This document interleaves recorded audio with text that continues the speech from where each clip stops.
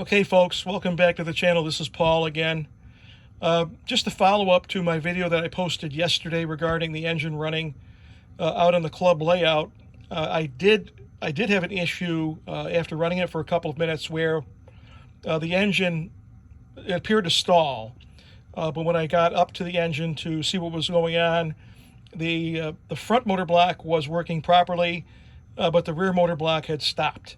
And upon investigation, I simply just lifted up the rear of the locomotive, and the motor block engaged again, and it took off to only stop again a few seconds later.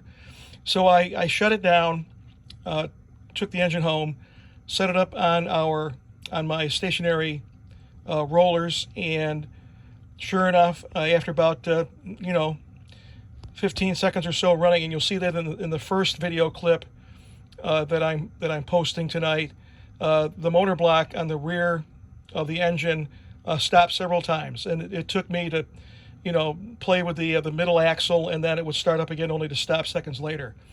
And you can probably hear also that there's a definite noise difference between the front and rear motor block.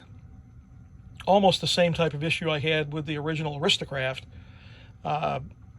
And I took the engine. You'll see it in the second and third clip following here that the engine was reversed just to see if it made any difference. While the motor block didn't stop, the sound was prevalent, and you could hear that it was making more of a growling sound than what the front motor block was making. So I said, okay, let's take it off and put it up on the workbench.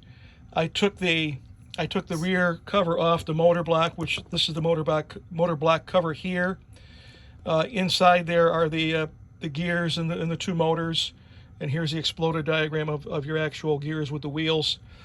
I lifted all of the motor blocks and the gearboxes and the motors out of the motor box housing, and inside there are these contact straps that are obviously contacting into the bottom and the side rail here from the PC board listed, attached below. And what I found was that the tabs that are on the sides here of the motor blocks, and there's two on each motor block, one of them wasn't sitting in properly. The motor was actually cocked up a little bit, and the contact really wasn't making good contact with the slot. And so like I said, I had taken these all out, and I went in and I just reshaped the slots on the one side here, and I was able to push everything back down flush with the bottom of the housing, which I don't think they were to begin with, which is why I think we were getting a little bit of a growl, because things were not lined up in alignment here between the front and the rear motor. So with that issue hopefully resolved, and I also oiled up the gears while I was in there, I reassembled it, put it back on the rollers, the stationary rollers, and it seemed to be working a lot better. I didn't hear the noise that I heard before, and it sounded quite better. You'll hear that on the final clip of this video. And I didn't get it to stop, so I'm hoping that fixed the problem. And if any of you are having the same issue, you might want to do the same thing. It wouldn't take more than 15 minutes to pull the 8 screws off, to take the cover off the motor housing, lift out the motors and the gearboxes, and then check these to make sure that they're, number one, close enough together so that they're making contact with each of the 4 motor leads, and make sure that obviously when you put it back together, you're pushing both the motors down completely against the bottom of the housing, so that everything is lined up, and then just reassemble the cover and you should be all set. So with that, take a look at the video clips again. The first video clip is going to show you the rear motor with it stopping, and you'll be able to hear the difference between the front and the rear. Same thing with the second and third, except I reversed the motor on the stationary rollers. I reversed the engine, I should say, so you could hear that too.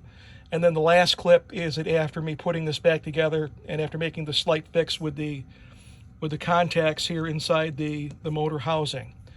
So if there's any questions, please leave them below, and I'll try to answer them as fast as I can. Please subscribe to the channel, like the video if you find it interesting, and we'll see you on the next one. Take care.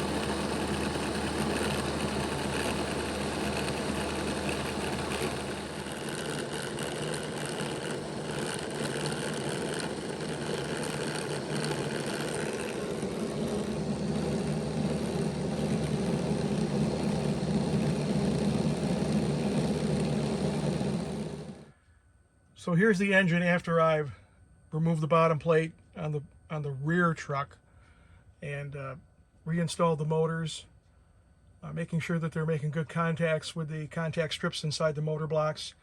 And here's the result of that. So let's increase this to 4, and you can hear it sounds a lot better than it did before. That's the rear truck. Here's the front truck. Everything appears to be working okay at this point.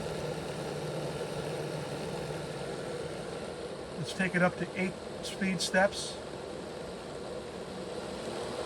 There's 8.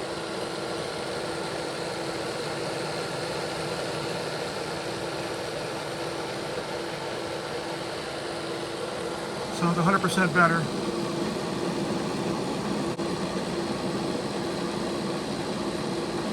Nope, everything's okay down here too. No issue.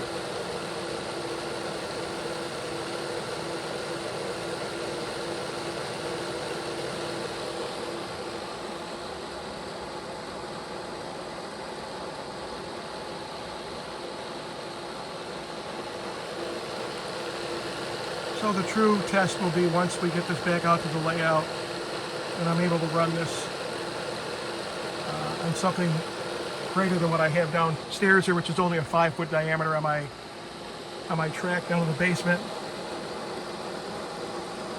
I can run it upstairs in my back room as well. That's got a 9-foot diameter, so maybe I'll try that during the week to see how it runs and show you folks the video of that later on. So it looks like the fix worked. Let's keep our fingers crossed going forward. Thanks again.